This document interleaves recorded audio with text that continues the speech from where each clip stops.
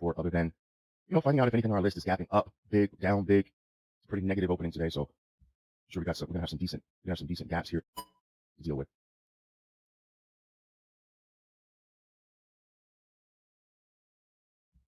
Good morning, guys. Let me get some charts up here for us.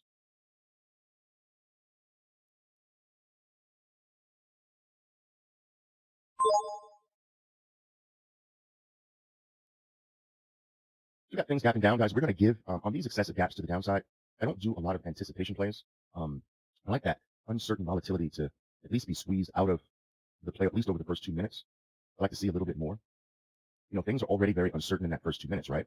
So you definitely have excessive uncertainty on the big gaps to the upside or downside. So don't want to be too quick to jump the gun. That's the point.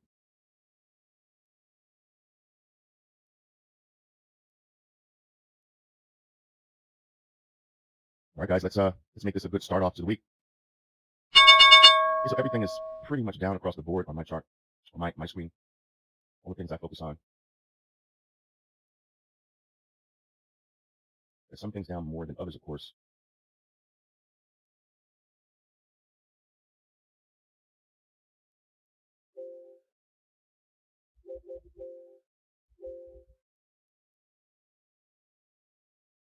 Okay, Starbucks, nice solid there, 180 so far, but again, it's still early. This can change in a heartbeat.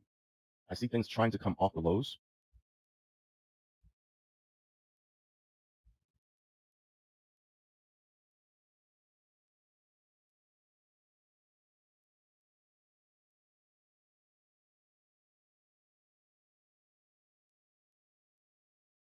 Okay, Starbucks, solid there, elephant bar.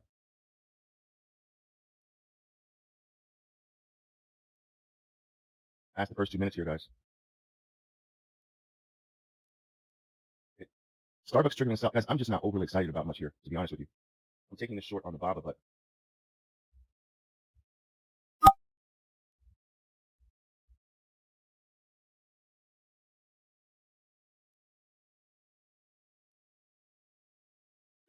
okay, traders, 3 minutes into the trading day, BABA gave me some nice follow through. I'm actually surprised because I don't see a tremendous amount of follow through in anything else. But quick $2,400 in 3 minutes or so, a little bit less than 3 minutes actually. 2,400 en 3 minutos. En mis pedecitos. Boom, boom, boom. BABA.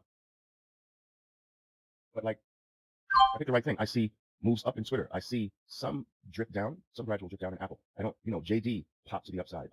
Starbucks, again, broke the low. It's giving you a little bit of follow through here. It's not powerful though. And you moving up, QCOM confused. So BABA so far was the most fluid thing. And I picked the right thing for me to trade this morning. Turned out to be the right one. Starbucks is following through. Did anyone actually do the Starbucks? I'm curious. John did it. Tyler, okay, nice, nice. I'm glad I was able to identify that one for you guys early. So less than 3 minutes into the open 2,400, and I actually played it relatively lightly compared to my normal entry, just because, like I told you, on these big gaps down, I'm not really aggressive as much. Usually there's just at first 2, 3, 5 minutes, there's a lot of confusion and uncertainty in the market.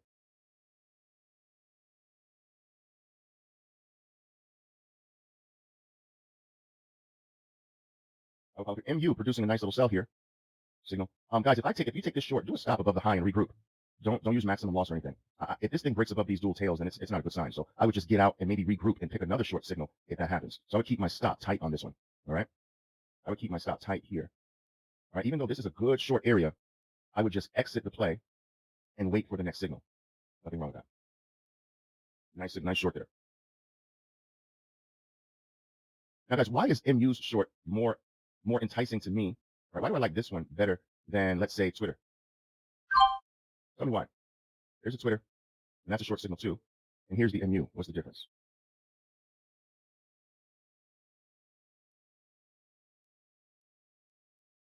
Yeah, it's several things, but the power of the red bar is a very good signal, right? Also, the fact that Twitter lifted higher from the low, all right, and that can sometimes be a good thing actually. But the drop wasn't as violent.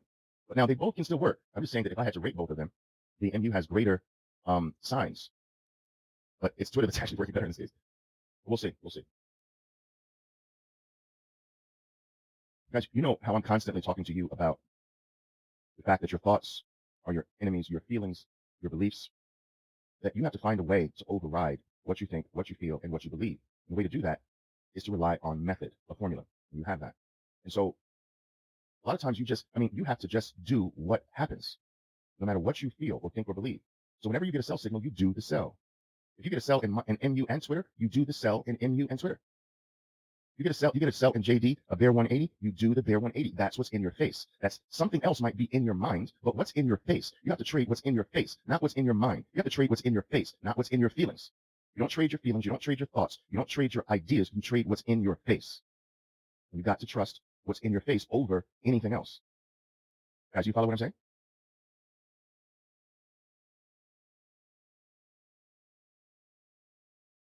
It works now. That's making you lows. Guys, also, this should remind you or teach you that it's a numbers game. If you start really picking and choosing too much, you're going to mess up the odds of your approach or system.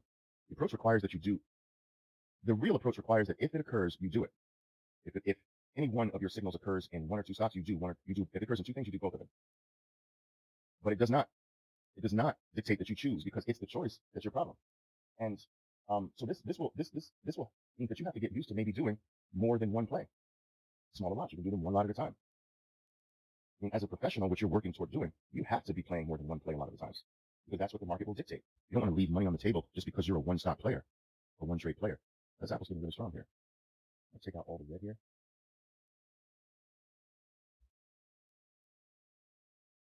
PayPal came up strong, and you popped up. Now, some of these moves up that I see, like PayPal and Apple, could be setting up the fact that the pullback is viable, actually. We'll see. Guys, give me a moment. A couple minutes, I'm going to be over.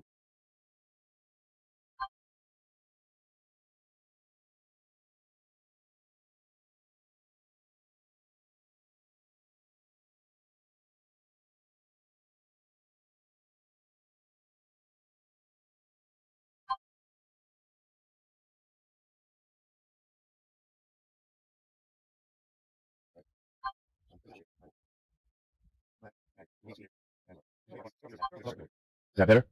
Better sound? All right. Guys, there are price areas that you should pay attention to more than others. I think the majority of you are aware of the round number syndrome, right? The round number concept, where there's some mild support and resistance features of all round numbers, especially if a stock has traveled a long way to get there. But there's also the same at the 50-cent mark. All right. So look at Apple, for example. Look at the 50-cent area here. Now look at the 50-cent area here. And not all of them will have reactions, but you got to be on the lookout for that. Now look at the round number here right off the open. The stock came up to the round number and fell all the way back. Now it fell through other round numbers. You see, so not all of them are going to have a reaction. Then it fell to the 50%. Then it broke through round number 50, and then another 50, another round number, and it's this 50 that it had a reaction off of. So this is why I will tell you that I mention the number concepts to you, but you'll notice that I don't talk about them incessantly, because sometimes traders can place too much importance on these things. And as you can see, stocks go through them with ease at times, and at other times, no. So you can't think that concept is an end-all concept, like it's supposed to do something every round number or every 0.50 level. No. And the other thing is, you've got to get used to the concept that it may. And if it does, okay. If it doesn't, okay. If the same thing with anything, sometimes the 200 is tremendous resistance above the stock, and then sometimes it's not. But when it is, you know what to do. When it's not, okay. You can't get so totally wrapped up into this idea that everything it should happen 100% of the time. It just, life doesn't work that way. So many traders think you need the ability to predict the future to be a successful player, but that's false. No one can predict the future. You don't play what you think might happen in the future. That's what novices do. Professionals play what happens right now in your face. Right? What's happening right now? What was happening right now in my face? A neutral bar after a strong move up. All right? Around the 50 cent level. So once it cracks, I go right under the body, guys. I'm not going to lose this. All right? Tighter stop for me. And because this move up is so strong, it's more of a scalp play for me. I'm not going for this. That's what a novice would do. The move up is too powerful. So it's a scalp for me. So let's cover scalp versus trade.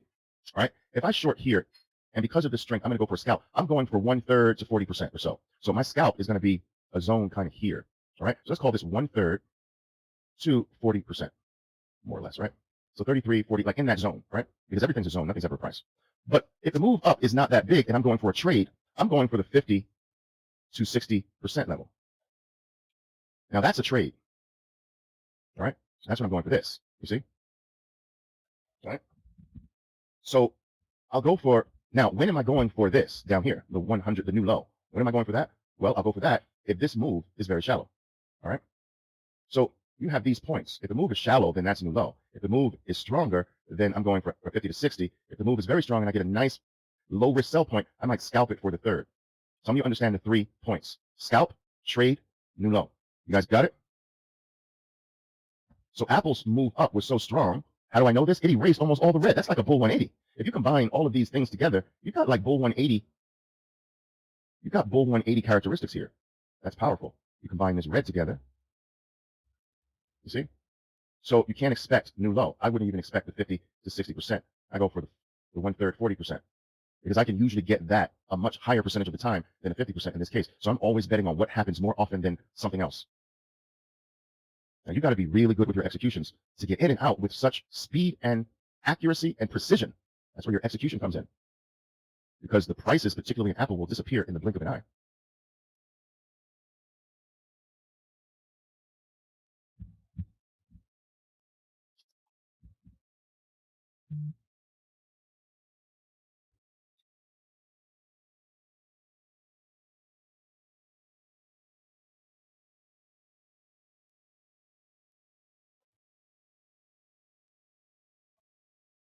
So what else are you guys in? What are you doing?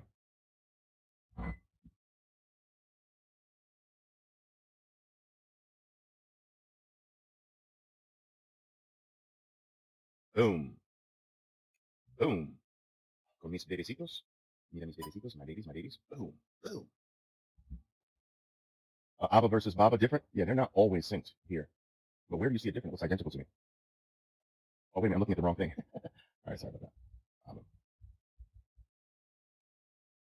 Yeah, sort of, yeah. The only thing different is that the move up off the initial low is a little more stark than Baba. So it's not all that different. The move off the low is just a little different. But aside from this part, you got a sharp move down, move back up, brief new low, move back up. That's Baba. So you look at the Abba, you eliminate the noise. Okay, initial move down, move back up, but this one, of course, didn't break the low. This low was lower. And move up. It's still generally the same with some small differences. 1, 2, let's see here. 2, 3. Yeah, see that move up from Baba happens here. And then you have the new low. So this part is different. The additional drop is different.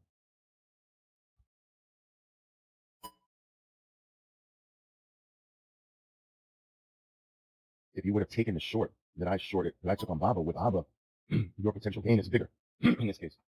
Excuse me. There are a lot of things trying to turn back up. Baba, Twitter, Apple, JD trying to bottom, MU trying to bottom. Now, MU was tricky here this morning, guys. Turned out maybe did I give you the wrong advice to get out here, or should you have just hit it up again? And that's up for debate. You know what? No, nothing is exactly identical in the market right now. Come on. It's not an ETF of Baba. It's not what it is.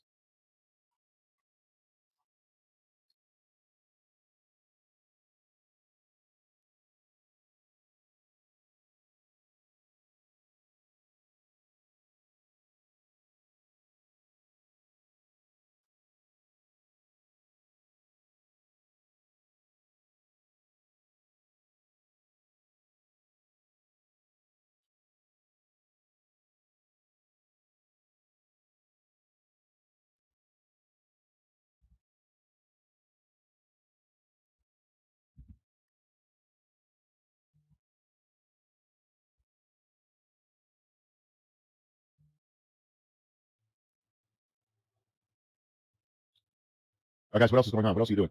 Anybody? Anybody in anything right now?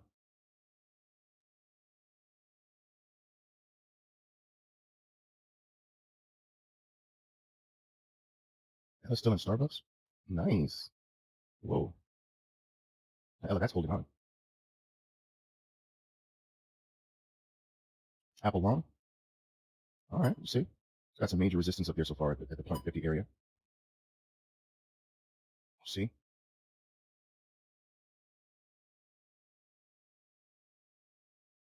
Then you need me to go over that concept again. Should I go over it again, or should you watch the recording? What do you think? Well, each one of these things are recorded. If you want to review it again later. You should have access to it in your control center at the end of the session sometime. Guys, when post the link to the recording when we're done here. Okay. Boss retakes, yes. You can yeah. On my next online trading open like a boss, you'll be able to do retake. So check this out. Glenn, once again, if you pull back is strong, and I find a short here, if I take that, I'm going for 1/3 to 40%. If it's strong but not as strong, I'm going for 50 to 60%. And if it's weak, I'm going for 100%. It's really a simple concept, right? Strong move. If I'm shorting against the strong move, a powerful move, my target is closer. If it's strong but not as powerful, I'm going for halfway. If it's weak, I'm going for all the way. Very simple. Not on the new site to sign up. That's because I don't have one scheduled yet. I don't think so.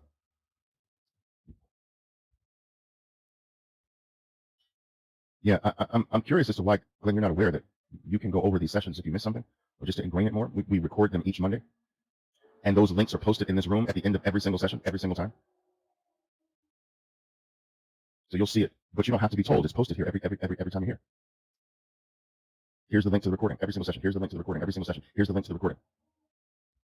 And maybe you don't know what that is, the link to the recording. But anyway, you'll see it at the end of the session.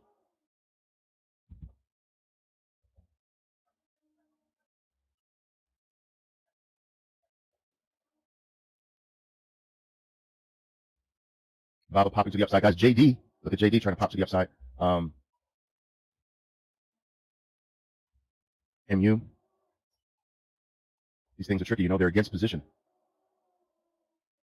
But they're trying to gain some distance away from their last drop. Like JD is trying to move away from its troublesome drop. Question is, does it need more time moving away for its move up to be more certain? It's always the $64,000 question.